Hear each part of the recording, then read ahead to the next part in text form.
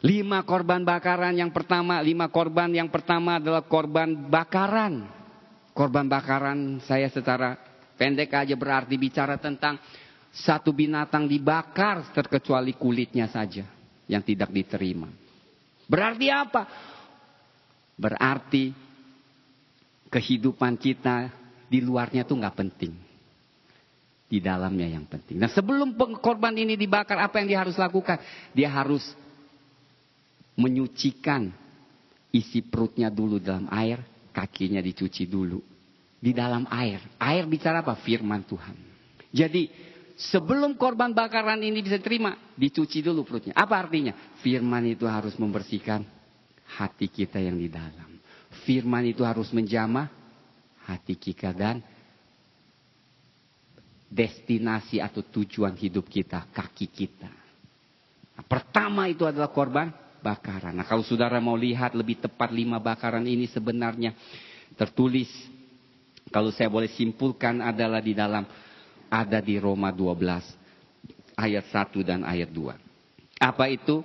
Karena itu saudara-saudara, demi kemurahan Allah, aku menasihatkan kamu supaya kamu mempersembahkan tubuhmu sebagai persembahan yang hidup.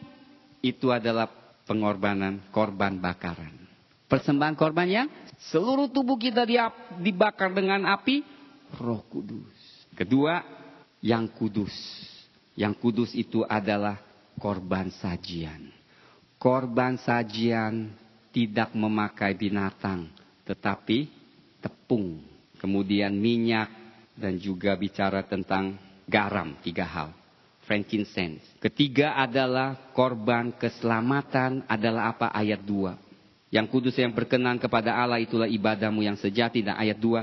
Janganlah kamu menjadi serupa dengan dunia ini, tetapi berubahlah oleh pembaruan budimu. Sehingga kamu dapat membedakan manakah yang benar, mana yang kehendak Allah, yang baik dan yang sempurna.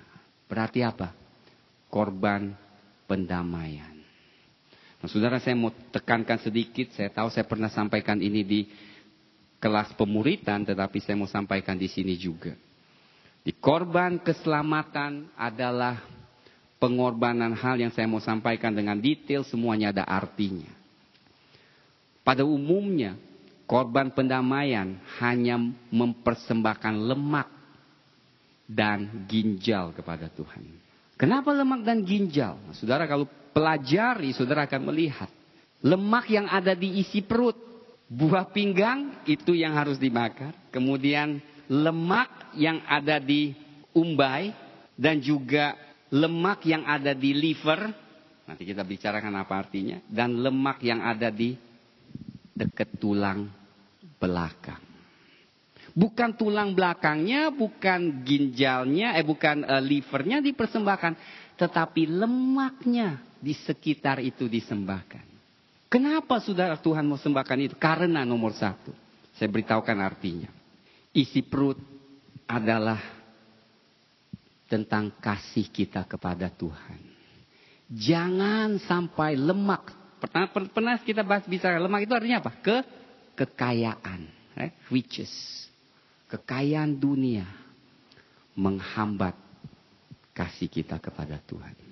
Kedua, umbai bicara tentang kepercayaan kita kepada Tuhan. Jangan sampai kekayaan duniawi membuat kita percaya kepada uang dan bukan kepada Tuhan. Makanya lemak itu harus dipersembahkan di atas altar. Saudara benar kan? Betapa mudahnya sewaktu kita mulai ada uang, kita lebih percayakan, kita lebih beriman kepada kekayaan.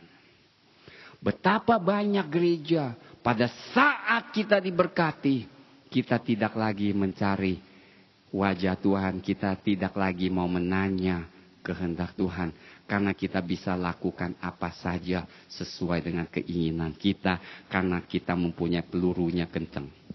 Dan tulang belakang berarti apa? Saudara akan belajar ini terus.